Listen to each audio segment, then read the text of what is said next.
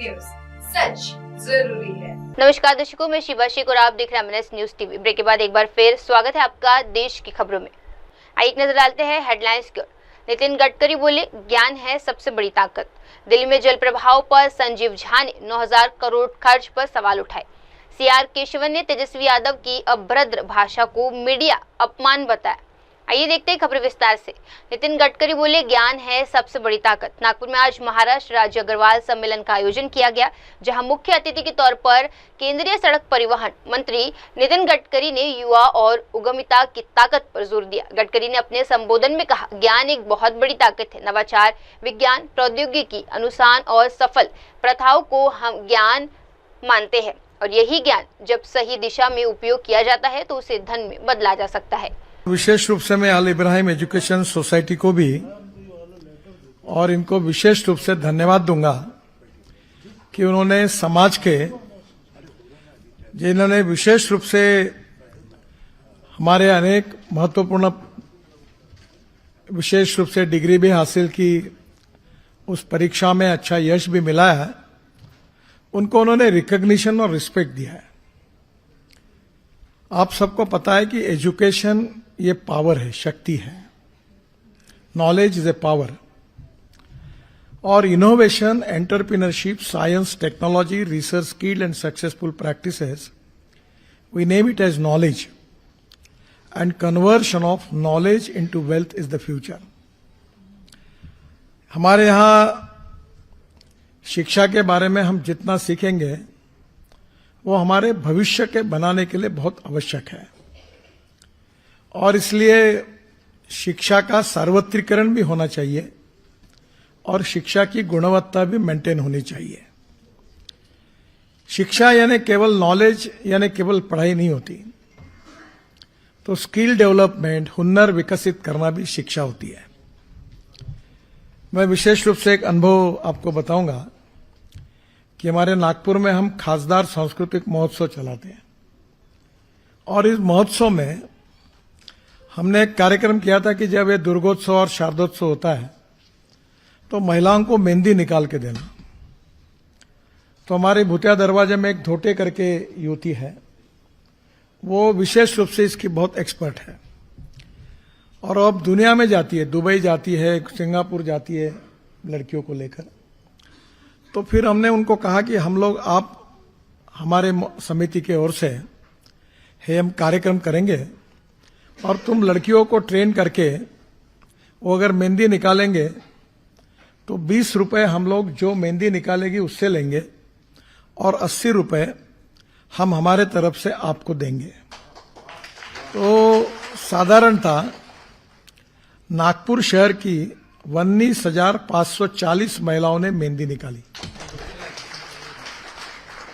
और वो मेहंदी जो 650 लड़कियों ने लगाई, उसमें से करीब 90% लड़कियां ये मुस्लिम और शेड्यूल कास्ट समाज से, मोमिनपुरा, मध्य नागपुर और उत्तर नागपुर से थी।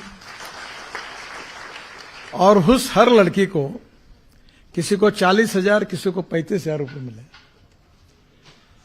सवाल ये नहीं होता कि एजुकेशन ये बहुत आवश्यक होता है, और इसलिए डिग्री हासिल करना और मेरिट में पास होना ये बहुत ही आवश्यक है। मैं अपने जीवन की छोटी सी घटना अक्सर लोगों को बताता हूं कि मैं जब मैट्रिक में पढ़ रहा था तो 75 में इमरजेंसी लग गई, और वो इमरजेंसी के खिलाफ मैं एक्टिव हो गया, तो मुझे एचएससी में 52% मार्क मिले, और साइंस ग्रुप में 49.26% मिले। मेरे घर वालों की इच्छा थी कि मैं इंजीनियर बनूं, पर मुझे इंजीनियरिंग कॉलेज के एडमिशन के लिए मैं डिस्क्वालीफाई हुआ, क्योंकि 50% के ऊपर साइंस ग्रुप में अगर एडमिशन होती है, मार्क होता है, तो इंजीनियरिंग को अप्लाई किया जा सकता है। इसलिए मैं इंजीनियरिंग के लिए डिस्क्वालीफाई हुआ हूं। आज मुझे हिंदुस्तान की 13 यूनिवर्सिटी की डिलीट मिली है, डॉक्टरेट्स मिली है, और महाराष्ट्र के बाबा साहेब आम्बेडकर यूनिवर्सिटी से लेकर 6 यूनिवर्सिटी की भी डिलीट एग्रीकल्चर साइंस में मिली है, पर अभी मैं डॉक्टर नाम नहीं लगा था। और जो फील्ड में मैं काम करता हूं वहां 7 वर्ल्ड रिकॉर्ड बने हैं। तो मेरा अनुभव ऐसा है कि डिग्री में आप कितना भी अच्छे मार्क मिलाओगे, इसका मतलब आप यशस्वी होंगे ऐसा नहीं होता।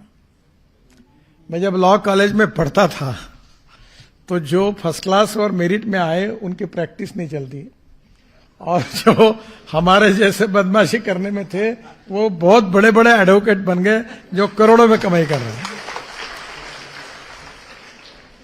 You need to understand there is a difference between qualification, skilled and success. तो आपको ये प्रेजेंस ऑफ माइंड के साथ समझना होगा कि नॉलेज के साथ काम कैसे करना है। पर एक बात जरूरी है कि आपको बहुत शिक्षा की जरूरत है। मैं जब एमएलए था तो उस समय सब एमएलए को इंजीनियरिंग कॉलेज मिले थे। अभी तक मेरी कोई शिक्षण संस्था नहीं है, क्योंकि मुझे गुस्सा था, डोनेशन लेते तो नहीं करना। तो फिर मुझे जब इंजीनियरिंग कॉलेज मिला तो मैंने अंजुमन इस्लाम को दिया, मेरे नाम का, नागपुर का। और वहां से मुस्लिम समाज के 8-10 हजार लड़के लड़कियां इंजीनियर बनी। तो मैंने कहा तुम्हारे लिए ज्यादा जरूरी है। और आपको मैं बताऊंगा कि अगर नॉलेज हासिल करोगे तो जीवन में यश मिलेगा। जिसको एक बार नहीं मंदिर में जाना है, मस्जिद में जाना है, 100 बार नमाज पढ़ो, पर अंग्रेजी नहीं आएगी, मैथमेटिक्स नहीं आएगा, साइंस नहीं आएगा, एडमिनिस्ट्रेशन नहीं समझेगा, एंटरप्रेन्योरशिप नहीं आएगी, तो कैसे करोगे? Education is important, skilled is important, entrepreneurship is more important than education and skilled. मैं कोई धंधा व्यवसाय नहीं करता हूं, पर मैंने तय किया मेरी महीने की तनख्वाह कम से कम 200 करोड़ से कम नहीं होनी चाहिए, इतनी मेरी बिजनेस सेंस है। तो मैं अभी काम नहीं करता, अभी सोशल वर्क ही करता हूं, साड़ियां बनाता हूं, ऑर्गेनिक काम करता हूं, तो भी मेरा टर्नओवर 2,500 करोड़ का है। तो पहली बात तो एंटरप्रेन्योरशिप यानी नौकरी मांगने वाले नहीं, नौकरी देने वाले बनो। ये बेकार बातें हैं कि ये दुनिया में जाकर आप ये अभी मेरे दोनों लड़के जो ऐसी मेरी कहानी हुई, में से मेरे लड़कों की कहानी हुई। एक मुश्किल से इंजीनियर बना, दूसरों को फिर मार्क कम पड़े। पर अब जो लड़का एक काम करता है उसके अंडर 350 इंजीनियर्स हैं उसके फैक्ट्री में, 5 चार्टर अकाउंटेंट है, 3 कंपनी सेक्रेटरी है, और वो खुद इंजीनियरिंग के एडमिशन को नहीं मिला उसको। और इसलिए हुनर भी उतना इंपॉर्टेंट है। मैं बहुत बार एक उदाहरण बताता हूं कि मैं मुंबई में ताज लैंडसाइन होटल में चाइनीज रेस्टोरेंट में जाता था, तो वहां एक डेविड करके शेफ था, और उसको मेरे को बहुत पसंद था, मैं चाइनीज पसंद करता हूं, तो वेजिटेरियन चाइनीज में वो बड़ा अच्छा था। तो एक बार मैंने उसको पूछा, बुलाया, हर बार मुझे बड़ी अच्छी सिंपल डिशेज होती है, तो मैंने उसको बोला डेविड आप कहां से हो? उसने कहा मैं हांगकांग से हूं। बोला हांगकांग से हो, इतने दूर से आए हो, कहाँ रहते हो? बोले होटल में मुझे एक सूट मिला है। हमने तनख्वाह कितना मिलता है? साहब ज्यादा नहीं मिलता। कितना मिलता है? 15 लाख रुपए महीना मिलता है। ये जो यूपीएससी में हमारी बहन आई है, इसको तनख्वाह मिलेगा सरकार में 1.5 लाख रुपए, और वो शेफ को 15 लाख रुपए। तो मेरा कहना है कि इसका मतलब यूपीएससी पास नहीं करना, ऐसा नहीं मैं कह रहा हूं। UPSC is important, IAS is important, engineering degree is important, delete is important, everything is important, पर उसके साथ साथ एंटरप्रेन्योरशिप चाहिए। अजीज प्रेम जी जो थे, ये देश के बहुत बड़े उद्योगपति हैं, मुस्लिम समाज के, मेरे अच्छे मित्र हैं। वो उनकी प्रॉपर्टी जो है 2 लाख करोड़ की है, बंगलोर में है, पर उनका जलगांव जिले में एक छोटे से गांव में उनका जन्म हुआ था। बहुत बहुत बढ़िया इंसान है। बीच में उनका स्पेशल फ्लाइट लेकर वो बेंगलोर से दिल्ली मुझे मिलने के लिए आए थे। उनका लड़का भी साथ था। उनकी विप्रो करके कंपनी वर्ल्ड फेम की कंपनी है। तो वो जो साने गुरुजी का जो गांव था, वहां उस गांव से पढ़े, और देखो उन्होंने नॉलेज के भरोसे आज वर्ल्ड में कितनी बड़ी कीमत हासिल की। अगर आप ये नहीं समझोगे तो फिर चाय की टपरी, पान ठेला, कबाड़ी का दुकान, ट्रक ड्राइवर और क्लीनर, इसके सिवा कोई धंधा नहीं। अगर आप सीखोगे तो जीवन बदलेगा, भविष्य बदलेगा। और मैं नहीं, बहुत बड़े बड़े लोगों ने कहा है कि no philosophy can be taught to empty stomach. खाली पेट को कोई ज्ञान नहीं पढ़ाया जा सकता। पैसा आवश्यक है, पर पैसा ये जीवन का साधन होता है, साध्य नहीं होता। दुनिया झुकती है, झुकाने वाला चाहिए। कोई जरूर नहीं है किसी के पीछे लगने की। तुम्हारी ताकत होगी तो दुनिया झुकती है, सब झुकते हैं। आपकी अगर नॉलेज है, टेक्नोलॉजी है, इनोवेशन है, एक्सपीरियंस है, सक्सेस स्टोरी है, तो आप बिल्कुल कर सकते हैं। इसीलिए मैंने कहा कि conversion of knowledge into wealth is the future. और दूसरी फिलॉसफी जो अक्सर मैं याद रखता हूं कि no material is waste and no person is waste. It is depending upon the appropriate technology and appropriate vision of the teacher और the leader, you can convert waste into wealth. और ये कोई वेस्ट नहीं होता। मैं 9 साल से नागपुर शहर का टॉयलेट का पानी जो आप टॉयलेट में डालते हो वो हम बेच रहे हैं। उससे हमको महानगर पालिका को 300 करोड़ रुपए साल के मिलते हैं, 300 करोड़ टॉयलेट का पानी बेचकर। और अभी कचरे भी के लिए भी झगड़े होने वाले हैं, क्योंकि टेक्नोलॉजी आ गई। और इसलिए रिसर्च में, इनोवेशंस में बहुत बड़ा पोटेंशियल है। पर कोई गेम में अच्छा, कोई गायक अच्छा बन सकता है, कोई संगीतकार अच्छा बन सकता है, कोई फुटबॉल प्लेयर बन सकता है, कोई क्रिकेटर बन सकता है। सबने कोई डॉक्टर इंजीनियर बनने की आवश्यकता नहीं है। जिसमें जो हुनर होगा उसमें वो आगे जाए, और आगे जाकर वो अपने जीवन में अगर अपने पैरों पर खड़ा होता है तो उसके अनुभव के कारण, नॉलेज के कारण, व्यक्तित्व, कर्तृत्व और नेतृत्व के कारण लोग उसको बिल्कुल रिकॉग्नाइज करते हैं। और हमारे देश में यही हुआ है। और मैं तो इस बात पर विश्वास रखता हूं कि कोई भी व्यक्ति उसकी जात, पंथ, धर्म, भाषा और सेक्स से बड़ा नहीं होता, उसके गुणों से बड़ा होता है। और इसीलिए विशेष रूप से हम ऐसे लोगों की याद करते हैं कि जिन्होंने किया हुआ रिसर्च, जिन्होंने किया हुआ काम हम कभी भूल नहीं सकते। और इसलिए ये हम पिछड़े हैं, ये कैसा है, backwardness becoming a political interest. तो हर आदमी यही प्रूव करता है कि हम पिछड़े हुए हैं। अब मैं ब्राह्मण हूं, यहां ज्यादा चलती नहीं, ब्राह्मण को महत्व नहीं उतना, पर उत्तर प्रदेश और बिहार में बहुत महत्व है, क्योंकि आधे दुबे, मिश्रा, पांडे सब लट्ठूबाज है तो उनका राजनीति में बड़ा दबाव है। तो मैं गया था यूपी, सब आके मेरे पास लट्ठीबाज आए, बोले आप देखो पंडित अटल बिहारी वाजपेयी के बाद आज हमारा कोई दमदार नेता है तो आप हैं। बोला मैं क्यों हूं? बोले आप ब्राह्मण हैं। मैं जात पात नहीं मानता, तो मुझे क्यों कह रहे हो? सही बात यही है कि तुम्हारे काम से, तुम्हारे कार्य से, तुम्हारे गुणवत्ता से, तुम्हारे गुणों से, तुम्हारे हुनर से लोग चाहते हैं। ये कभी नहीं सोचते। मैं पूछता हूं लोगों को, तुमको हार्ट का ऑपरेशन करना है तो तुम नहीं देखते कौन डॉक्टर हिंदू है, मुसलमान है, ब्राह्मण है, दलित है। वो डॉक्टर खान के पास जाते हैं ना हार्ट के लिए। अजीज खान के पास क्यों जाते हैं? मुसलमान कम जाते होंगे, हिंदू जाते हैं। क्यों? अच्छा डॉक्टर है। बिरयानी खाने के लिए वही होटल में घुसते हैं, सब हिंदू घुसते हैं। क्यों? वो नहीं देखते कौन मालिक है। हम अगर फिल्मों में जाते हैं तो हम किसी को याद करते, दिलीप कुमार को अभी भी याद करते, कोई उसका धर्म थोड़ी याद करता है। और इसलिए हमारी गुणवत्ता जो होती है, हमारा जो कौशल्य होता है, हमारा जो स्किल होता है, हमारी जो क्वालिटी होती है, उसको बढ़ानी चाहिए। और एक बात आखिरी में बताओ कि no one is perfect and no one can claim that he is perfect. हम सब अपूर्णांक है, हमारे बीच में कोई पूर्णांक नहीं है। और इसलिए बहुत बार छोटे छोटे लोगों से हमको बहुत कुछ सीखने के लिए मिलता है। जो लोग बहुत बड़े होते हैं उनके नजदीक जाने के बाद पता चलता है कि अपन इनको बहुत बड़ा समझ रहे थे, पर उतने बड़े नहीं, वो छोटे हैं। और जिनको दूर से छोटे समझते हैं उनके नजदीक जाने के बाद पता चलता है कि ये बहुत बड़े हैं। तो ये सवाल यही है कि अच्छाई पर किसी का पेटेंट नहीं है। और एजुकेशन का केवल आपको सुशिक्षित बनाना, नॉलेजेबल बनाना इतना उद्देश्य नहीं है। अच्छा ह्यूमन बीइंग भी बनाना, ये भी उसका उद्देश्य है। और इसलिए जीवन मूल्य जो होते हैं, लाइफ वैल्यूज, ये सब जगह है। कोई भी धर्म में, कोई भी जात में, कोई भी पंथ में उसको माना जाता है कि सच बोलना चाहिए, बुजुर्ग लोगों का आदर करना चाहिए, गुरुजनों का आदर करना चाहिए। छोटी छोटी बातें रहती है। ये आपकी आपकी पर्सनैलिटी को उभार कर आगे ले जाते हैं। मुझे मौका मिला कि मैं इंटरनेशनल नेशनल लेवल पे अनेक लोगों के साथ मेरी पहचान है। तो मैं अमिताभ बच्चन और मैं टीवी 18 के रोड सेफ्टी के कार्यक्रम में हम मुंबई में दिन भर शूटिंग कर रहे थे, मैं भी था उनके साथ।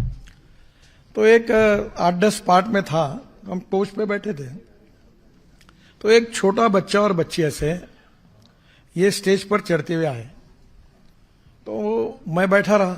मैंने बोला ये छोटे बच्चे, इनके लिए क्यों खड़ा होना। तो अमिताभ बच्चन ने वो खड़े हो गए, उनके पास गए, झुककर नमस्कार किया। तब मुझे संकोच हुआ, अब मैं ध्यान में कि अपनी गलती हुई, मैं भी खड़ा हो गया और आगे गया।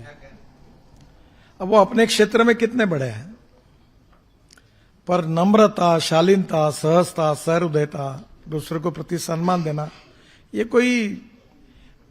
कोई बाजार में मिलने वाली चीज नहीं होती है। तुम्हें माता पिता और टीचर्स ने सिखाए हुए गुणों का आप ये परिचय व्यक्तित्व में आता है तो लोग रिकॉग्नाइज करते हैं। और इसलिए आपको एजुकेशन के साथ आपकी पर्सनैलिटी को भी अच्छा बनाना है। एजुकेशन भी आवश्यक है, नॉलेज इज वेरी इसेंशियल। आपके बच्चों को देखो, बच्चे अगर पढ़ते नहीं है तो इसकी जिम्मेदारी उनके माता पिता की है, और माता पिताओं की ये जिम्मेदारी है कि अपने बच्चों को अच्छी तालीम दे, उनको अच्छा इंसान बनाए।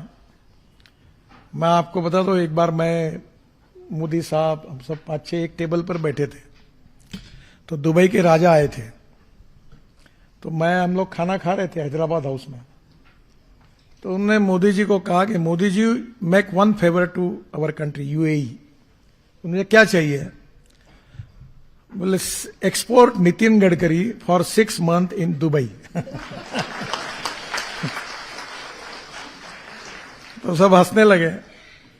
तो मैंने पूछा, साहब मैं क्यों आपके यहां आऊंगा, मैं हिंदुस्तान छोड़ करके नहीं जाऊंगा, पर मैं कभी आऊंगा दुबई तो आपको मिलूंगा, आपकी कोई मदद कर सकता तो मैं करूंगा।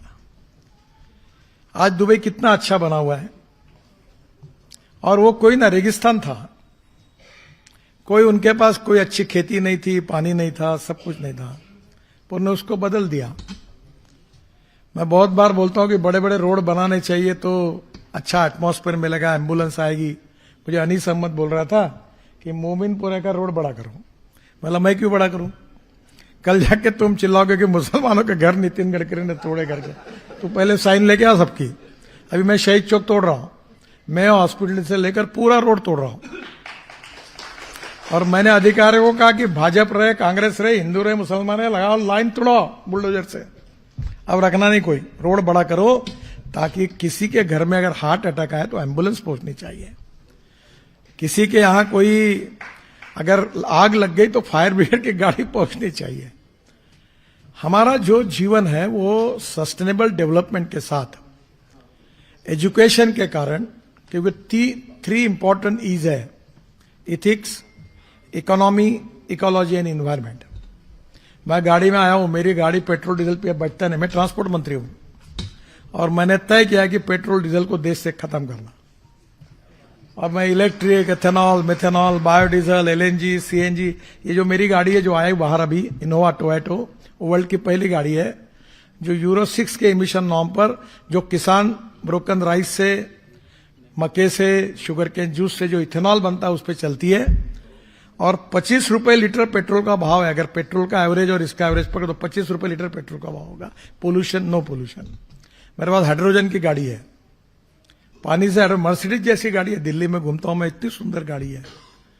तो इनोवेशन, टेक्नोलॉजी, रिसर्च, इसमें futuristic vision for development, futuristic planning for development and futuristic implementation कैसे करना, ये सोचने का काम अब युवाओं को करना होगा। और इसलिए sky is the limit, low is crime. आप सब लोग अच्छे मार्क लेकर पास हुए हैं, तो मैं आप सबको बहुत बहुत शुभकामनाएं देता हूं। मैंने खान बाबू को कहा था कि मैं आऊंगा कार्यक्रम में, पर मुझे आज 5 कार्यक्रम में जाना है, तो थोड़ी जल्दी है, इसलिए मैं आप सबके उज्जवल भविष्य की कामना करता हूं। आप आपके जीवन में यशस्वी हो, यही मेरी आप सबको शुभकामनाएं। बहुत बहुत धन्यवाद, नमस्कार। आइए बढ़ते अगली खबर की ओर। दिल्ली में जल प्रभाव 9,000 करोड़ खर्च का सवाल, बोले संजीव झा। दिल्ली में मानसून के दौरान जल प्रभाव की समस्या को लेकर सियासत तेज हो गई है। आज आम आदमी नेता संजीव झा ने प्रेस कॉन्फ्रेंस पर भाजपा पर सीधा हमला बोला है। उन्होंने कहा, मुख्यमंत्री ने दावा किया था कि इस बार दिल्ली में मानसून के दौरान जल प्रभाव नहीं होगा, इसीलिए बजट में बड़े प्रावधान किए गए थे। नावों को पुनर्विकास के लिए 150 करोड़ रुपए, सफाई के लिए 9000 करोड़ रुपए, बाढ़ सिंचाई के लिए 600 करोड़ रुपए। तो मेरा ये मानना है कि मैं दिल्ली के मुख्यमंत्री को सुन रहा था और आप सबने भी सुना कि एक टीवी चैनल पर उन्होंने कहा था कि इस बार बारिश में पूरी दिल्ली में कहीं पानी नहीं भरेगा, क्योंकि बजट में बड़े बड़े प्रावधान किए थे। इन्होंने लगभग 150 करोड़ नालों को रीमॉडलिंग के लिए खर्चा किया था, स्वच्छता और जल प्रबंधन के लिए 9000 करोड़ का व्यवस्था किया था, फ्लड इरिगेशन को 600 करोड़ केवल बाढ़ नियंत्रण के लिए एलोकेशन किया था, सुपर शकर मशीन लगभग 20 करोड़ का एलोकेशन हुआ था। तो इतने बड़े एलोकेशन के बाद अगर ये नालों की सफाई नहीं हुई तो फिर इसका जिम्मेदार कौन? तब मैं कह रहा हूं कि दिल्ली की जनता ने जिस सरकार को चुना वो आज दिल्ली की जनता के लिए विपदा साबित हो रही है। ये विपदा की सरकार है। तो मैं दिल्ली के मुख्यमंत्री से ये मांग करना चाहता हूं कि अगर दिल्ली के सभी नालों की सफाई हो चुकी है तो इमीडिएट विधानसभा का सेशन बुलाएं, श्वेत पत्र जारी करें और सभी नालों की वास्तव में वस्तुस्थिति क्या है वो दिल्ली की जनता को बताएं। आज अगर बारिश कुछ मिनटों की बारिश हो जाए तो दिल्ली की जनता अपने घर से बाहर इसलिए नहीं निकलती कि पता नहीं वो वापस फिर घर समय से पहुंच पाएगा या नहीं पहुंच पाएगा। तो आज दिल्ली की जनता अगर बारिश में घर से निकले तो अपने साथ नाव की व्यवस्था करके निकले। ये हालात दिल्ली में हो चुकी है।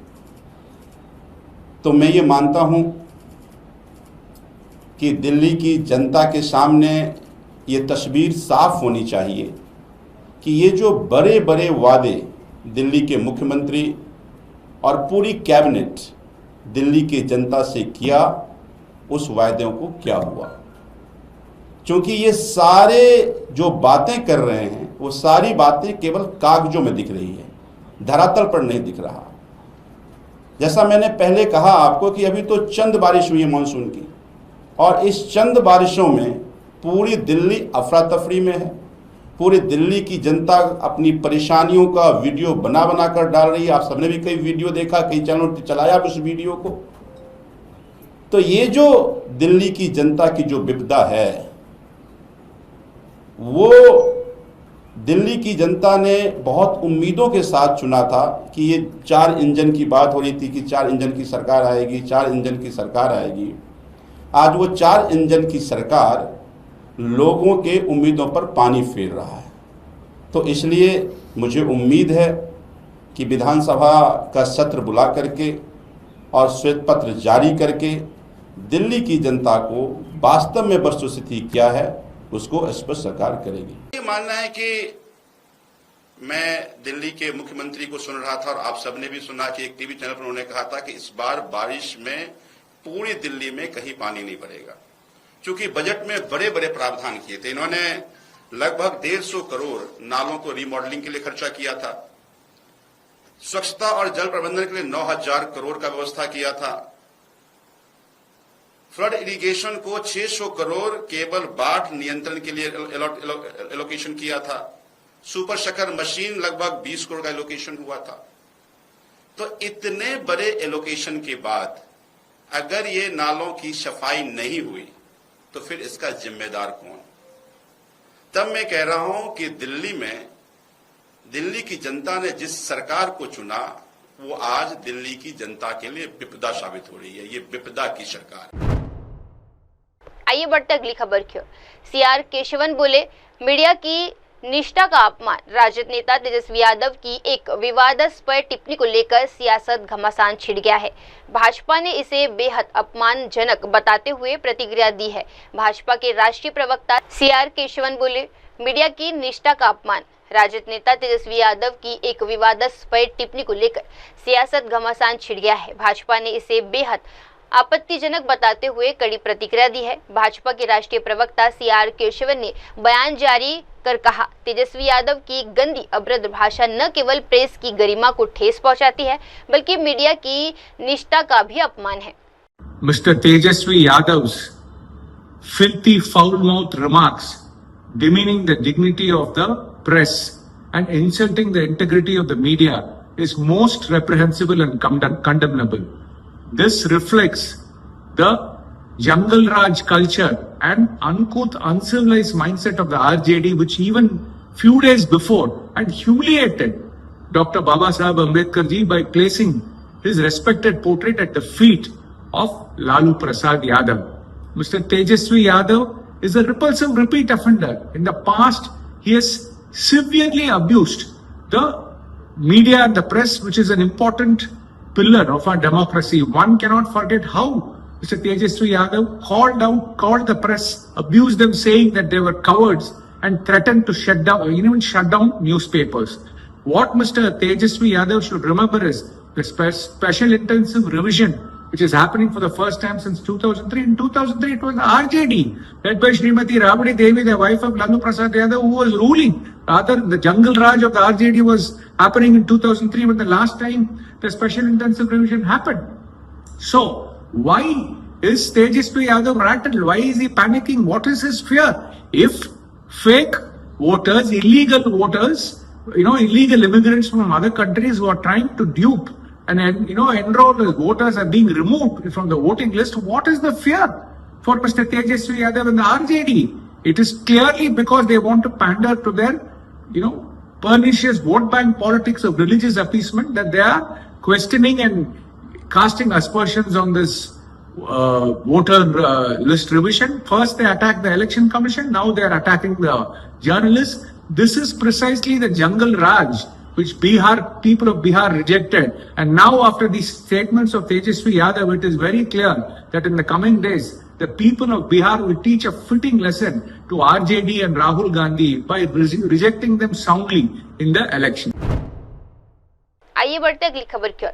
भ्रष्टाचार मुक्त उत्तराखंड के लिए धामी को मिला समाज का साथ। उत्तराखंड के पारदर्शिता और ईमानदारी की राह पर आगे ले जाने के संकल्प को लेकर मुख्यमंत्री पुष्कर सिंह धामी को आज देहरादून में एक विशेष भव्य सम्मान समारोह में सम्मानित किया गया।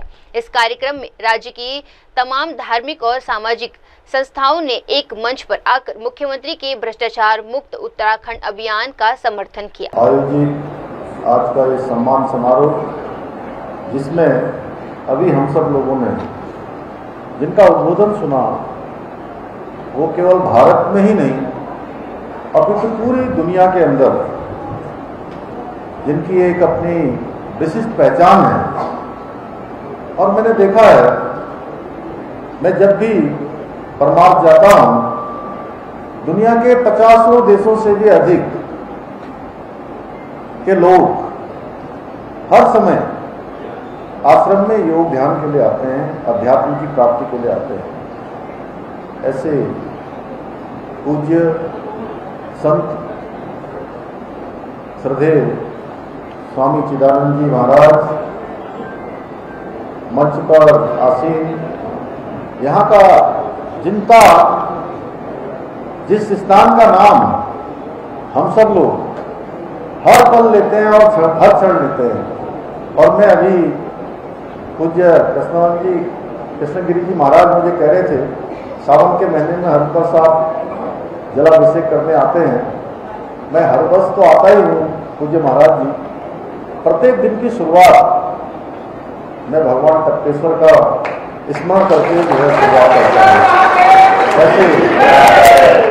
ऐसे पूज्य स्थान पर विराजमान महंत श्री 1008 पूज्य कृष्णगिरी जी महाराज, हमारे बहुत वरिष्ठ नेता और पूर्व में मंत्री भी रहे, हमारे लोकप्रिय विधायक राजपुर आदरणीय खजानदास जी, गीता भवन के अध्यक्ष समाज सेवी आदरणीय राकेश ओबराय जी, अध्यक्ष उत्तराखंड इंडस्ट्रियल एसोसिएशन श्री पंकज गुप्ता जी और आज के कार्यक्रम का जिन्होंने संयोजन किया, सच में मैंने कभी सोचा भी नहीं था कि इतने सारे संगठन, और मैं इसको कहूं देहरादून की, अगर मैं क्रीम कहूं महाराज जी,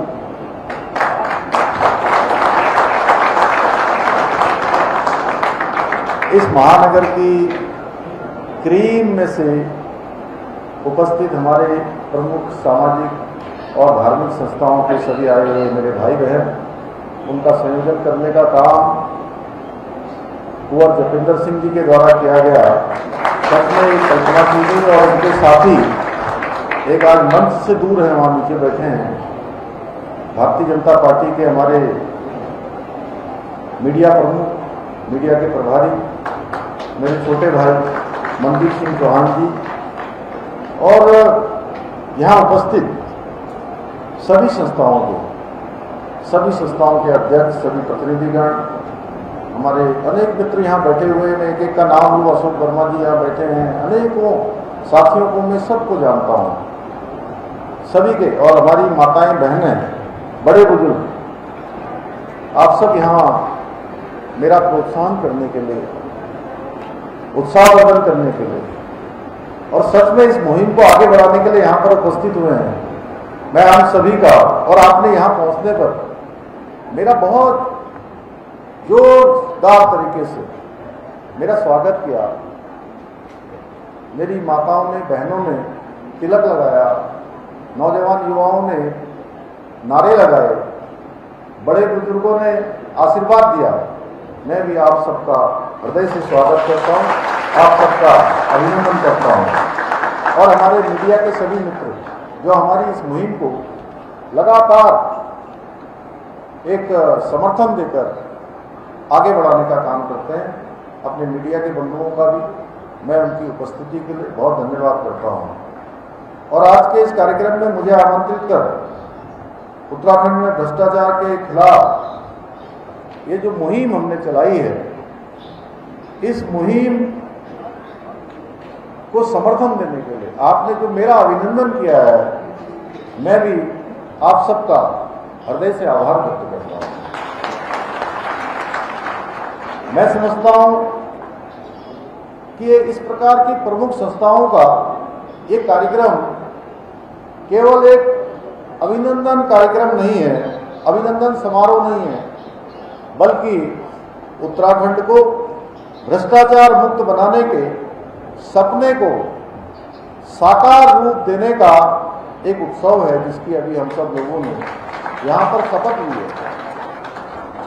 इसलिए ये सम्मान केवल मेरा नहीं है भाइयों बहनों, ये सम्मान उत्तराखंड के 1.25 करोड़ देवतुल्य जनता का सम्मान है, और भ्रष्टाचार मुक्त उत्तराखंड निर्माण के संकल्प से जुड़ा हुआ है इस सम्मान।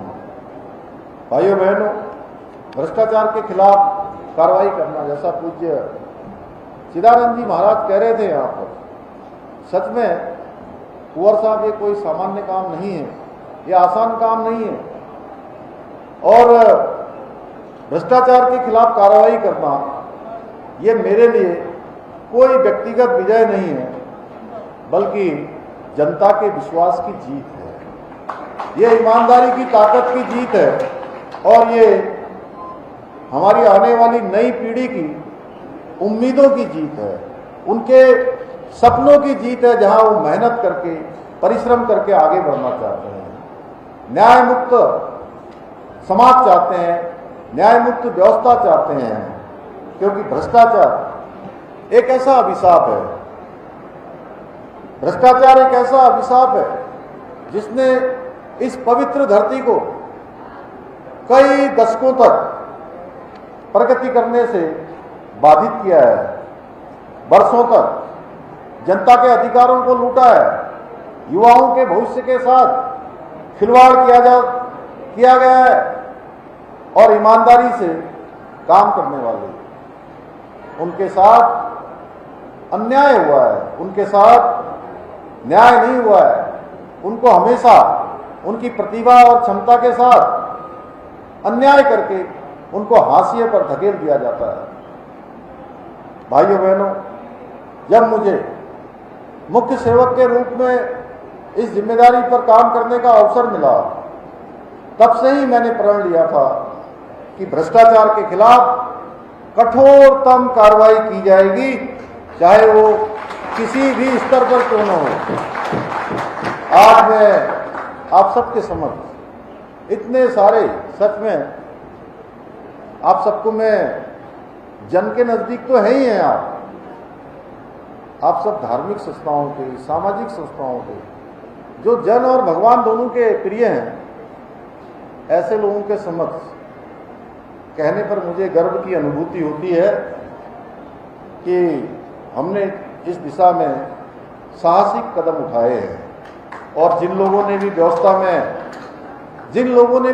में सेध लगाई है, उन्हें आज जवाब देना पड़ रहा है। जो भी अपने कर्तव्यों के प्रति लापरवाही बरत रहे हैं, ढिलाई बरत रहे हैं, भ्रष्टाचार कर रहे हैं, उनके खिलाफ कार्रवाई सुनिश्चित हो रही है। चाहे हम सबको याद होगा, एक समय था, आज से अगर 3-4 साल पहले आप चले जाइए, कोई परीक्षा होती थी, आप सबके परिवार के आसपास के लोग परीक्षाओं में भाग लेते थे, सरकारी परीक्षाओं में भाग लेते थे, मेहनत करते थे, ईमानदारी से पढ़ाई करते थे, अपने बेटे बेटियों की तैयारियां करवाते थे, दूर दूर से आते थे, अपना शरीर पर कपड़ा कम पहनकर, अपने दैनिक जीवन की आवश्यकताओं को कम करके भी। आप समझिए, सामान्य परिवार में जो बच्चे पैदा होते हैं, उनके माता पिता की और उनकी कितनी चुनौतियां जीवन में होती है, हम सब भली भांति जानते हैं, हमने नजदीक से देखा है। इतना सब करने के बाद जब वो परीक्षाओं को फेस करते थे, परीक्षाओं में भाग लेते थे, योग्यता होने के बाद भी, प्रतिभा होने के बाद भी, तैयारी अच्छे होने के बाद भी उनका चयन नहीं होता था। चयन होता था जो पेपर लीक में शामिल होते थे, नकल माफियाओं के साथ सांठगांठ करते थे, पेन ड्राइव से नकल करते थे। भाइयों बहनों, किसी न किसी व्यवस्था विरोधी काम में सम्मिलित होते थे, उनका चयन होता था।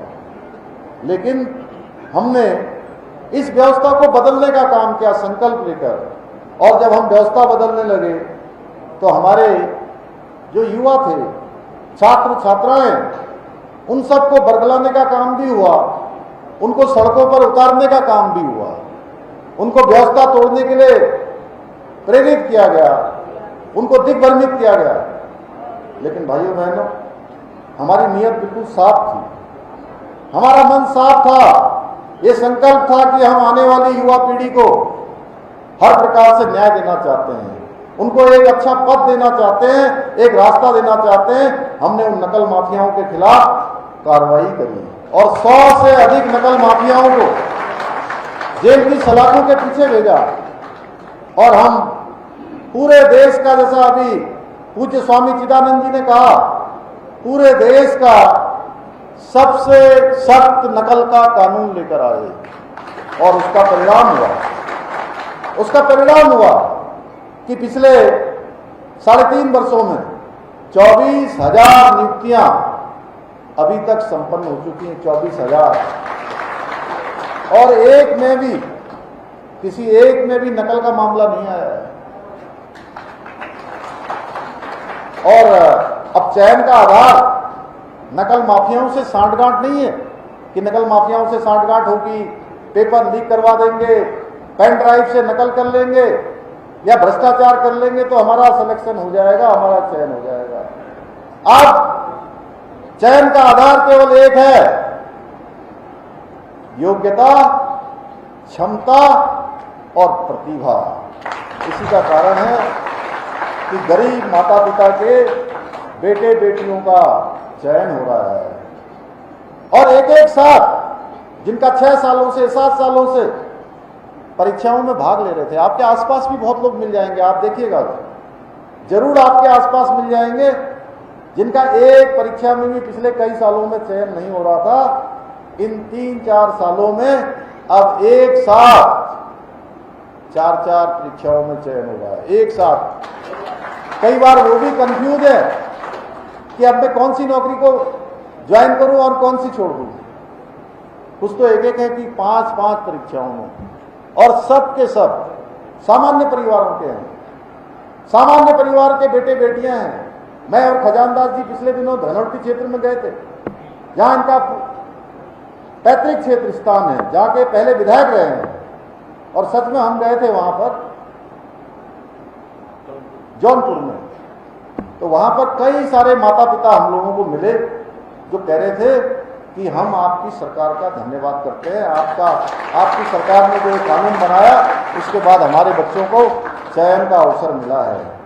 और इतना ही नहीं, एक बड़ा अंतर मैं आपको बताऊं, पूज्य महाराज जी, और आज तो जब पूज्य संतों का आशीर्वाद हो जाए तो फिर क्या कह सकते हैं, कोई मंजिल जो है कठिन नहीं रह जाती है, हर मंजिल आसान हो जाती है पूज्य संतों के आशीर्वाद से। और पिछले 21 सालों में राज्य स्थापना के कुल नियुक्तियां 16,000 हुई हैं अभी तक। 21 सालों में नियुक्तियां कितनी हुई? 16,000।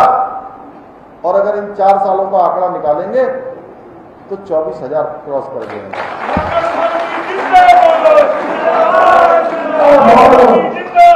और मैं इन सब का श्रेय देता हूं उत्तराखंड की देवतुल्य जनता को कि उनके आशीर्वाद से ये काम करने का हमको अवसर मिल रहा है। ट्रांसफर पोस्टर में भ्रष्टाचार का खेल हो या योजनाओं में कमीशनखोरी हो या फिर जनता की गाड़ी कमाई को रिश्वत के रूप में लेना हो, हमने हर जगह पारदर्शिता और जवाबदेही को प्राथमिकता दी है। मैं ये कह सकता हूं कि देवभूमि उत्तराखंड में हमने पहली बार इस भ्रष्टाचार के खिलाफ निर्णायक लड़ाई को प्रारंभ किया है। हमने आदरणीय प्रधानमंत्री श्री नरेंद्र मोदी जी के नारे न खाऊंगा न खाने दूंगा तो इसको ध्येय मानकर, चाहे जो जिस स्तर का अधिकारी हो, कर्मचारी हो, जो भ्रष्टाचार में लिप्त है, हमने उसके खिलाफ कार्रवाई प्रारंभ की है। भाइयों बहनों, आप सबको पता होगा, जब कार्रवाई होती थी तो कई बार लोग कहते थे कि छोटी मछलियों को पकड़ा जा रहा है और बड़ी मछलियां छोड़ दी जा रही हैं, बड़ी मछलियों पर हाथ नहीं डाला जा रहा है। हमने इस धारणा को भी बदला है। हमने कहा छोटी मछलियां हो, बड़ी मछलियां हो, या भ्रष्टाचारी रूपी बड़े मगरमच्छ हैं, उनको भी हम नहीं छोड़ेंगे। और इसका उदाहरण चाहे वो सर्वोच्च नौकरी आईएएस हो, पीसीएस हो, आईएफएस हो, या किसी भी स्तर के कोई भी नौकरी का कोई भी रैंक हो,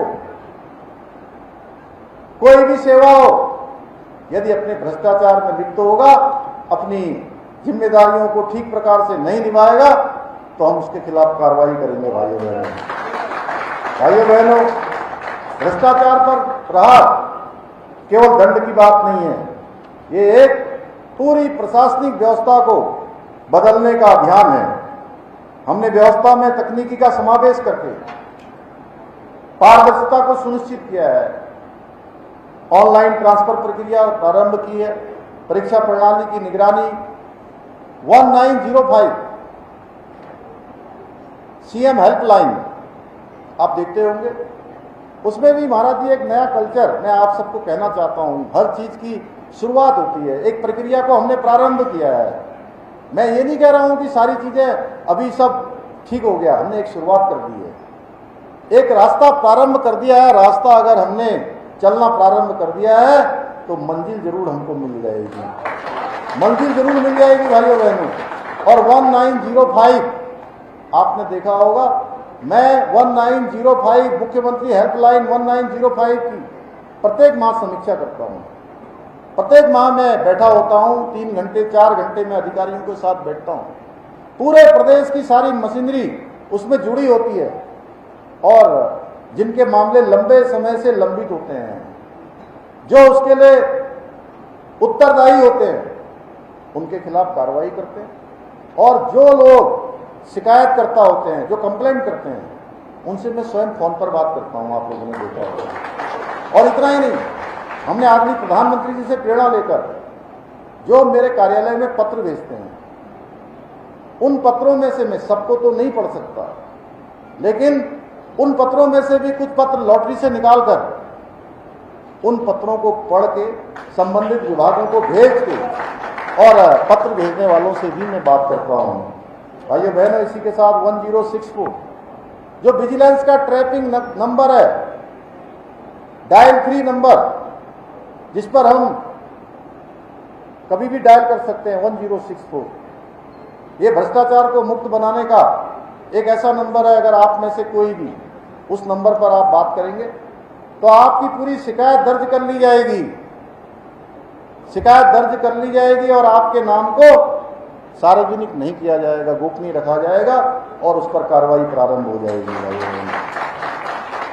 यह हमने सिस्टम पर जनता के विश्वास को पुनः स्थापित करने के उद्देश्य से किया है कि लोग इस सरकार की व्यवस्था पर अपना विश्वास बनाएं कि सरकार उनके अपेक्षाओं के अनुरूप, उनकी जरूरतों के अनुरूप, उनकी अपेक्षाओं के अनुरूप काम करेगी। इसलिए आज प्रदेशवासियों को, हमारे युवाओं को भी भरोसा है कि उनकी मेहनत और योग्यता के बल पर उन्हें अवसर मिलेंगे, न कि सिफारिश और रिश्वत के बल पर मिलेंगे। मैं ये भली भांति जानता हूँ, ये फैसला लेना आसान नहीं होता है, कई बार विरोध होता है, कई बार दबाव आता है, लेकिन जब साथ में प्रदेश की जागरूक जनता हो, हमें हमेशा भरोसा रहता है कि मैं कोई भी काम करता हूं, सरकार के स्तर पर कोई भी निर्णय हमारी सरकार लेती है तो प्रदेश के सभी प्रदेशवासियों का हमारे सर पर हाथ होगा, हमारी पीठ पर हाथ होगा और हमारे प्रधानमंत्री जी का विश्वास है, हमेशा उनका भी आशीर्वाद है। तो कोई भी लड़ाई कठिन नहीं होती है, चाहे वो भ्रष्टाचार की लड़ाई हो या व्यवस्था को सुधारने की लड़ाई हो या नई कार्य संस्कृति बनाने की लड़ाई हो। प्रदेश की 1.25 करोड़ जनता का ये समर्थन मेरी सबसे बड़ी ताकत है और मैं आपको विश्वास दिलाता हूं कि हमारी ये लड़ाई तब तक जारी रहेगी जब तक हम उत्तराखंड को भ्रष्टाचार मुक्त उत्तराखंड नहीं बना देते, भ्रष्टाचार का नामो निशान नहीं मिटा देते हैं। भाइयों बहनों, हम राज्य से भ्रष्टाचार को जड़ से समाप्त करने के लिए 0 टॉलरेंस की नीति के तहत संकल्पित होकर कार्य कर रहे हैं। इसी का परिणाम है कि प्रदेश में पहली बार आईएएस, पीसीएस, आईएफएस और इस स्तर के अधिकारियों से पिछले 3.5 वर्षों में 200 से भी अधिक लोगों को जो भ्रष्टाचार में लिप्त थे जेल की सलाखों के पीछे पहुंचाने का कार्य किया है। हमने यहाँ भ्रष्टाचार के खिलाफ सख्त कार्रवाई की है, वही हमने कई सारे ऐतिहासिक निर्णय भी लिए। कुछ एक के बारे में अभी पूज्य महाराज जी ने आप सबके सामने कहा कि पूरे देश के अंदर हम सभी उत्तराखंड वासियों को ये गौरव प्राप्त हो गया है कि देश की आजादी के बाद पूरा देश जिसकी प्रतीक्षा करता था, जो भारत की संविधान के धारा अनुच्छेद 44 में जिसका उल्लेख किया गया है, जिसका प्रावधान किया गया है कि देश में रहने वाले हर व्यक्ति के लिए, हर पंथ के लिए, हर समाज के लिए, हर संप्रदाय के लिए, हर जाति के लोगों के लिए एक समान कानून होना चाहिए। और ये काम देवभूमि उत्तराखंड में आप सबके आशीर्वाद से ये शुरू हो गया है। उत्तराखंड में रहने वाले हर एक व्यक्ति के लिए, हर एक पंथ के व्यक्ति के लिए, हर एक समाज के लिए, संप्रदाय के लिए जो उत्तराखंड में रहता है, 27 जनवरी 2025 इसी वर्ष समान नागरिक संहिता का कानून लागू हो गया है।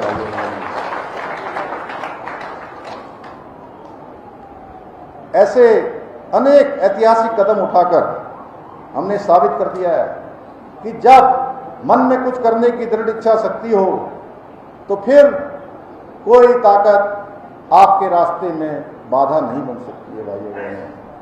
भाइयों बहनों, हमारी सरकार राज्य के समग्र विकास के साथ साथ यहाँ के अपने सांस्कृतिक मूल्यों और डेमोग्राफी, जो डेमोग्राफी बदली है, उस डेमोग्राफी को संरक्षित और सुरक्षित रखने के लिए भी पूर्ण संकल्पबद्ध होकर काम कर रही है। हमने प्रदेश में जहां एक और सख्त धर्मांतरण रोधी कानून लागू किया है, दंगा रोकने के लिए सख्त दंगा रोधी कानून लागू किया है, वहीं लैंड जिहाद के खिलाफ, लैंड जिहाद बहुत बड़ी संख्या में था, जगह जगह पर कहीं हरी चादर, कहीं नीली चादर, कहीं पीली चादर चढ़ाकर हजारों एकड़ जमीन एक सुनियोजित साजिश के तहत, सुनियोजित षड्यंत्र के तहत कब्जे किए जा रहे थे। भाइयों बहनों, हमने 6,500 एकड़ जमीन अभी तक इस लैंड जिहाद से मुक्त करवाई है, इस अवैध अतिक्रमण से मुक्त करवाई है। हमारी बहन बेटियों के साथ अपनी पहचान छुपाकर, धोखा देकर, बहलाकर, फुसलाकर, मनगढ़ंत बातें करके उनके जीवन को तबाह किया जा रहा था। भाइयों बहनों, हमने इस लव जिहाद के खिलाफ भी कार्रवाई की है। और इतना ही नहीं, हमने थूक जिहाद जैसी घृणित मानसिकता, जो आप सब लोगों ने टेलीविजन पर देखा होगा, सोशल मीडिया में देखा होगा, मसूरी की घटना, हरिद्वार की घटना, इसके खिलाफ भी हमने कठोर कार्रवाई की है। भाइयों बहनों, साथ ही हमने प्रदेश में एक सख्त भू कानून लागू कर दिया है, जिससे राज्य के मूल स्वरूप के साथ छेड़छाड़ करने वाले, खिलवाड़ करने वालों के खिलाफ भी अब सख्त कार्रवाई सुनिश्चित की जा रही है। इतना ही नहीं, हमने अनेक ऐसे काम हमने आगे बढ़ाए हैं। भाइयों बहनों, अभी आपने इतना बड़ा बोर्ड लगाया है यहाँ पर ऑपरेशन कालनेमी का, हमने जो छदम धार्मिक ऐसे देश बनाकर, अपनी पहचान छुपाकर, संदिग्ध अवस्थाओं में घूमते हुए पाए जाते हैं, अपराधों में सम्मिलित रहे हैं, छदम देशधारी, उनकी मूल पहचान को उजागर करने के लिए वो कोई गलत काम यहां न कर पाए, हमारे प्रदेश के अंदर आने वाले आस्थावान लोगों को, श्रद्धालुओं को, तीर्थयात्रियों को, पूरे देश दुनिया से आने वाले लोगों को कहीं छल प्रपंच का शिकार न बनाएं, उनको बेनकाब करने के लिए ऑपरेशन कालनेमी चलाया है। पिछले 2 दिनों से इस ऑपरेशन कालनेमी में अभी तक 100 से भी अधिक कालनेमियों को पुलिस ने पकड़ने में सफलता प्राप्त की है। मुझे आप सबको बताते हुए खुशी हो रही है। भाइयों बहनों, आप कोई भी ऐसा सदम वेश धारण करके हमारे प्रदेशवासियों को या प्रदेश से बाहर से आने वाले लोगों को अब किसी प्रकार से उनको ठग नहीं पाएगा, उनकी धार्मिक भावनाओं को आहत नहीं कर पाएगा, सनातन को चोट नहीं पहुंचा पाएगा। जो लोग धर्म की प्राप्ति के लिए, पुण्य की प्राप्ति के लिए, अपने शोधन के लिए, अपनी आत्मा को भगवान के सामने साफ करने के लिए, स्वच्छ करने के लिए देवभूमि उत्तराखंड आते हैं, उनके मार्ग में ये ऐसे ही कालनेमी हैं जिसके बारे में रामायण काल की अभी पूज्य स्वामी जी जिसकी चर्चा कर रहे थे। जब भगवान रामचंद्र जी के आदेश पर, उनकी आवश्यकता पर हनुमान जी जब संजीवनी बूटी लेने जा रहे थे, तो कालनेमी जैसा राक्षस जो उनके मार्ग में बाधा करना चाहता था, वेश बदलकर उनको भजन करने लगा, उनके सामने जो है तमाम प्रकार के प्रपंच करने लगा। क्योंकि हनुमान जी का ध्येय साफ था कि भगवान राम की जो आवश्यकता थी, भगवान राम की जो आदेश था, उस आदेश को पूरा करना है। और उन्होंने उस कालनेमी को पहचान लिया और उस कालनेमी का वध कर दिया, रास्ते से हटा दिया। इसी प्रकार हमारे जो वर्तमान समय के जो कालनेमी हैं, अपराधों में भी संलिप्त है। और ये हमने जहां आस्थावान, श्रद्धावान, श्रद्धालु और भक्तगणों की सुरक्षा के लिए किया है, उनके मार्ग से काल नेमियों को हटाया है, वही हमारे पूज्य संतगण हैं। अब कौन जानता है किस बेस में आकर कोई आपके पास ही आ जाए, आपके पास ही आ जाए। तो उनकी सुरक्षा का भी हमने प्रावधान किया है और यह अभियान हमारा आगे चलने वाला है, विस्तृत रूप से आगे चलेगा। भाइयों बहनों, मैं आज इस मंच से ये स्पष्ट रूप से कहना चाहता हूं कि प्रदेश में हमारी अपनी धार्मिक आस्था का छुपाकर देश बदल कर रह रहे व्यक्ति या तो अपने मूल स्वरूप में आ जाएं, मूल रूप में आ जाएं, अन्यथा कड़ी कार्रवाई के लिए वो तैयार हो जाएं। मैं आप सभी से अपील करता हूं, आज के इस अवसर पर मैं आप सभी लोगों से अपील करता हूं, पवित्र श्रावण मास भी चल रहा है, हर जगह बम बम भोले के जय घोष हो रहे हैं, करोड़ों करोड़ों शिव भक्त कांवड़िए मां गंगा का जल लेने हमारे प्रदेश में आ रहे हैं। तो ऐसे अवसर पर मैं आप सबसे अपील करता हूं कि आपके घर या आसपास कहीं भी आपको ऐसे छद्म वेशधारी या जिनके ऊपर जरा सा भी संदेह होता है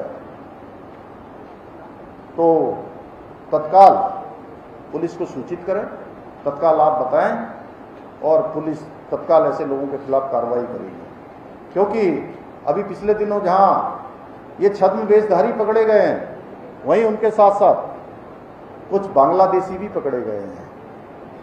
तो इन सब को उजागर करने का काम जहां प्रशासन कर रहा है, आपकी सरकार कर रही है, लेकिन आप सबका भी दायित्व है, जो सामाजिक क्षेत्र में, धार्मिक क्षेत्र में काम करने वाले हैं, आपकी ये जिम्मेदारी है। ये जिम्मेदारी आपके अपने स्वयं के प्रति है, समाज के प्रति है, प्रदेश और देश के प्रति है, ये राष्ट्र के प्रति आपकी जिम्मेदारी है। भाइयों बहनों, हमारी सरकार उत्तराखंड को देश का सर्वश्रेष्ठ राज्य बनाने के अपने विकल्प रहित संकल्प को पूरा करने के लिए निरंतर प्रयास कर रही है। एक क्षण भी रुके बिना, एक पल भी रुके बिना लगातार हम राज्य के हित में जो निर्णय लेने हैं, जो काम करना है, वो काम कर रहे हैं। और मुझे सबसे बड़ी प्रसन्नता होती है कि हमारे सभी प्रदेशवासी हमारे इस सभी कामों में हमको अपना आशीर्वाद भी देते हैं, अपना सहयोग भी देते हैं। मुझे पूरा विश्वास है हमारे इस संकल्प को भी, जो हमारा विकल्प रहित संकल्प है। और मैं जब विकल्प रहित संकल्प महाराज जी कहता हूं, ये ऐसा संकल्प जिसमें कोई विकल्प न हो, क्योंकि संकल्प जब आप सब लोग लेते हैं, हम सब लेते हैं, तो वो इसीलिए लेते हैं कि संकल्प भगवान हमारा पूरा करेंगे। और संकल्प में यदि विकल्प आ गया तो संकल्प हमारा टूट गया, रास्ते हमारे रूठ गए, मंजिल हमारी ओझल हो गई, सपने हमसे दूर चले गए। इसलिए संकल्पों में कोई विकल्प का ना आना, यही विकल्प रहित संकल्प है। भाइयों बहनों, इसको पूरा करने के लिए हमें पूरा विश्वास है कि आप सभी इसी प्रकार, जैसे आज आप सब लोगों ने यहाँ पर आकर कंधे से कंधा मिलाकर आशीर्वाद दिया है, आपने समर्थन किया है, सहयोग किया है, इसी प्रकार भविष्य में भी अपना योगदान देते रहेंगे। इसी विश्वास के साथ एक बार पुनः आप सबका बहुत आभार व्यक्त करते हुए और कुंवर जपेंद्र सिंह जी का, भाई मनवीर जी का, उनकी पूरी टीम का, वर्मा जी समेत सारे लोग, जितने लोग आप सब आए हैं, मैं आप सबके प्रति आभार व्यक्त करते हुए, आपका धन्यवाद करते हुए मैं अपनी बात को समाप्त करता हूं। बहुत बहुत धन्यवाद।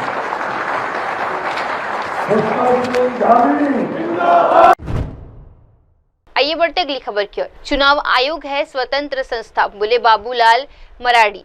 राजद नेता तेजस्वी यादव की बिहार की मतदाता सूची में विदेशियों के नाम होने के संबंधी टिप्पणी के बाद भाजपा झारखंड के प्रदेश अध्यक्ष और विधानसभा में विपक्ष के नेता बाबूलाल मराड़ी ने अपनी प्रतिक्रिया दी है। मराड़ी ने कहा कि चुनाव आयोग एक स्वतंत्र संवैधानिक संस्था है, जिसके पास मतदाता सूची बनाने और उसमें संशोधन करने का अधिकार है। उन्होंने ये भी स्पष्ट किया कि चुनाव आयोग का कर्तव्य है कि केवल भारतीय नागरिकों को वोट देने का अधिकार मिले। देखिए, चुनाव आयोग एक स्वतंत्र संवैधानिक संस्थान है और उनका अधिकार क्षेत्र में है कि वोटर लिस्ट तैयार करना, उसका पुनरीक्षण करना लगातार चलते रहता है उनका काम। और उनका काम है कि यह भी सुनिश्चित करना कि भाई वोट वही दे जो भारत के जो नागरिक है। तो मुझे नहीं लगता है कि उसको लेकर के फिर इतनी हाय तौबा लोगों ने सुप्रीम कोर्ट तक गए, सड़कों पर लोग निकल रहे हैं। भाई आखिर क्या परेशानी है लोगों को इस काम से? तो ये बिल्कुल स्पष्ट हो रहा है, इन लोगों के विरोध ही ये बता रही है कि किस प्रकार से इन लोगों ने, चाहे बांग्लादेश घुसपैठी हो, चाहे रोहिंग्या हो, इनको वोटर बनाया है, मतदाता सूची में इनको शामिल किया है। अब उनको लग रहा है कि इनके नाम हट जाएगी तो फिर हमारी कुर्सी, हम फिर जीत नहीं पाएंगे चुनाव। तो ये तो बिल्कुल स्पष्ट हो चुका है। भाई इन लोगों को चिंता है अपने चुनाव जीतने की, और इलेक्शन को चिंता है कि कोई गलत लोग मतदाता सूची में नाम ना आ जाए, और आया है तो उसका नाम को हटाया जाए, उसमें उनको मदद करनी चाहिए। ये लोग देश के लिए, समाज के लिए, राज्य के लिए लोग राजनीति नहीं करते हैं। चाहे तेजस्वी यादव हो, चाहे राहुल गांधी हो, या जो भी इस प्रकार के वोटर पुनरीक्षण का जो काम चल रहा है इलेक्शन कमीशन के द्वारा, उसका जो लोग विरोध कर रहे हैं सड़क पर या कोर्ट कचहरी में, तो हम ये कह सकते हैं कि ये लोग जानबूझ करके विरोध कर रहे हैं, जानबूझ करके, ताकि वो लोग अपने लिए ये लोग राजनीति करते हैं, ताकि वो चुनाव जीते, सत्ता में रहे और राज्य को या देश को ये लोग लूटते रहे। इसीलिए ये लोग राजनीति करते हैं। ये बिल्कुल स्पष्ट हो गया है, नहीं तो कोई कारण नहीं, उनको तो मदद करना चाहिए।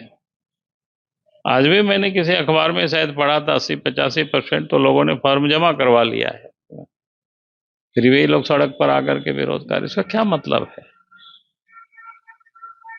बल्कि मदद करनी चाहिए कि जो भी बाहर से अनाधिकृत रूप से गलत तरीके से यहाँ लोग वोटर लिस्ट में अपनी नाम चढ़ा लिया है, राशन कार्ड में अपनी नाम चढ़ा लिया है, आधार कार्ड में अपनी नाम चढ़ा लिया है, वैसे लोगों को तो चिन्हित करके उनको हमें बाहर निकालना चाहिए, डिपोर्ट करना चाहिए। लेकिन यहाँ वोट के खातिर उन लोगों को भी बचाने का, बिठाने का ये लोग प्रयास कर रहे हैं, बिल्कुल गलत है, देश हित में नहीं है। और अब तो स्पष्ट हो चुका है ये लोग किनके लिए राजनीति करते हैं। आने वाला समय में जनता इन सब लोगों को जवाब देगी, पहले भी जवाब दे चुकी है इसी कारण से। और इस प्रकार की राजनीति से ये लोग और हाशिए पर चलेंगे, क्योंकि देश की जनता अब जाग चुकी है। देश की जनता को अब समझ में आ चुका है देश के लिए कौन राजनीति करते हैं, देशवासियों के लिए कौन राजनीति करते हैं, कौन काम करते हैं। जब ये विदेशी नागरिकों को बचाने के लिए जो अवैध तरीके से यहाँ प्रवेश किया है, उसके लिए सड़क पर राहुल गांधी, उसके लिए सड़क पर तेजस्वी जी, उसके लिए जुलूस निकाल रहे हैं, उसके लिए बंद कर रहे हैं, उसके लिए सुप्रीम कोर्ट जा रहे हैं। ये तो बड़ी अजीब सी बातें हैं।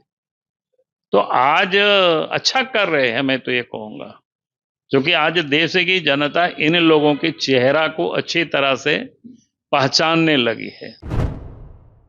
आइए बढ़ते अगली खबर की ओर। भाजपा प्रवक्ता ने तेजस्वी यादव की टिप्पणी को हास्यास्पद बताया। राजद नेता तेजस्वी यादव की विवादित टिप्पणी पर भाजपा प्रवक्ता सैयद शहनवाज हुसैन ने पलटवार किया है। उन्होंने कहा, तेजस्वी यादव से और क्या उम्मीद की जा सकती है। जो भाषा वे इस्तेमाल कर रहे हैं वे राजद नेताओं की पहचानी हुई शैली है। मीडिया सूत्रों को वे सूत्र कहकर अपमानित कर रहे हैं। शहनवाज हुसैन ने कहा कि चुनाव आयोग वर्तमान में मतदाता सूची का गहन पुनर्निरीक्षण कर रहा है और वे अवैध मतदाताओं को कोई चिंता करने की आवश्यकता नहीं है। उन्होंने बताया कि बुध केवल ऑफिसर घर घर जाकर सत्यापन कार्य कर रहे हैं। देखिए, तेजस्वी यादव से और क्या अपेक्षा होगी। जिस तरह की भाषा वो बोल रहे हैं, मीडिया के सूत्र को मुत्र बता रहे हैं, इसी तरह की भाषा राजद के नेता बोलते हैं। चुनाव आयोग वोट वेरिफिकेशन कर रहा है, चुनाव आयोग वोट का पूरा रिवीजन कर रहा है। जो वैलिड वोटर हैं उनको किसी को डरने की ज़रूरत नहीं है। बीएलओ हर दरवाजे तक जा रहे हैं। मैं दिल्ली में हूँ, मेरे पास भी फॉर्म आया, क्योंकि वो उसको वेरीफाइड करके हम उसको भेजेंगे, फिर वो वेरिफिकेशन उसका हो जाएगा। तो जो भी वोटर हैं जिनका नाम बिहार के वोटर लिस्ट में है उसको डरने की ज़रूरत नहीं है, लेकिन राजद और कांग्रेस के लोग उनको डरा रहे हैं। वो कोर्ट भी चले गए, कोर्ट में भी उनको कोई रिलीफ नहीं मिला, वोट वेरिफिकेशन का काम जारी है। तो इस तरह की भाषा बोल रहे हैं तेजस्वी यादव। उनको मालूम है कि वो इस चुनाव में जीतने वाले नहीं हैं। चुनाव में आएगा एनडीए, छाएगा एनडीए, जीतेगा एनडीए, सरकार बनाएगा एनडीए। आइए बढ़ते अगली खबर की ओर। बिहार में कानून व्यवस्था पर उप मुख्यमंत्री का बयान। पटना से उप मुख्यमंत्री विजय कुमार सिन्हा ने बिहार की कानून व्यवस्था की स्थिति पर प्रतिक्रिया देते हुए कहा कि राज्य सरकार ने आरोपों को रोकने और नियंत्रण में रखने के लिए कड़े कदम उठाए हैं। उन्होंने बताया, हमने पहले कभी कहा कि हर आपराधिक घटना पर सरकार तुरंत कार्रवाई करती है। कानून व्यवस्था बनाए रखने के लिए विशेष प्रयास जारी है। देखिए, हमने पहले भी कहा कि सरकार हर घटना पर एक्शन और कार्रवाई कर रही है और घटना रोकने के लिए भी कठोर कदम उठाए जा रहे हैं। जिस भाषा में अपराधी समझेंगे उस भाषा में भी कार्रवाई हो रही है। और आप देखेंगे कि इधर से जो शक्ति बढ़ी है उसका परिणाम भी आने वाले दिनों में अब दिखाई पड़ेगा। ये दुखद दुर्भाग्यपूर्ण है कि अराजकता उत्पन्न करने वाले बीच बीच में सत्ता में आ जाते हैं, जिससे अपराधियों का मनोबल बढ़ जाता है और उसका परिणाम ये राजद के लोगों के, राजद कांग्रेस के अपराधियों को संरक्षित करने के मनोबल के कारण ये अपराधी चुनाव के निकट आने से थोड़ा इनका जो उत्साह बढ़ा है उस उत्साह को कुचल दिया जाएगा। इनको दमन करने का सरकार का संकल्प भी कठोरता से लागू करेगा। नीतीश कुमार ने कल एक बड़ी आइए बढ़ते अगली खबर की ओर। गोवा में जल परिवर्तन का विकास, 2 नई रो नौकाएं शुरू। गोवा सरकार ने अंतर्देशीय जलमार्गों के विकास को बढ़ावा देने के लिए महत्वपूर्ण पहल की है। मुख्यमंत्री डॉक्टर प्रमोद सावंत ने जोर्डन रिबंद मार्ग पर 2 नई रो ऑन रो ऑफ यानी रो नावों का उद्घाटन किया है, जिसका उद्देश्य यात्रियों और वाहनों के जलमार्ग से यात्रा के समय को कम करना है।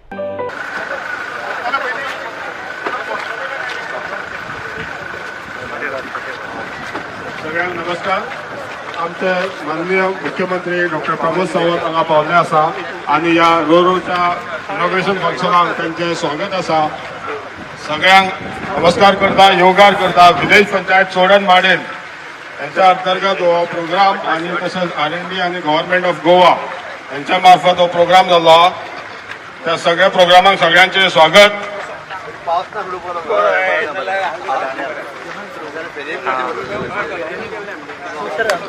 सगळ्या मान्यवरांनी आपापले घरान आसन ग्रहण करचे। तुम्ही एके सायडीक रावा मरे कशे तरी एके रावचे राव तुम्ही सगळ्याच जाण लोकांक रावा फुडें आमी करतले।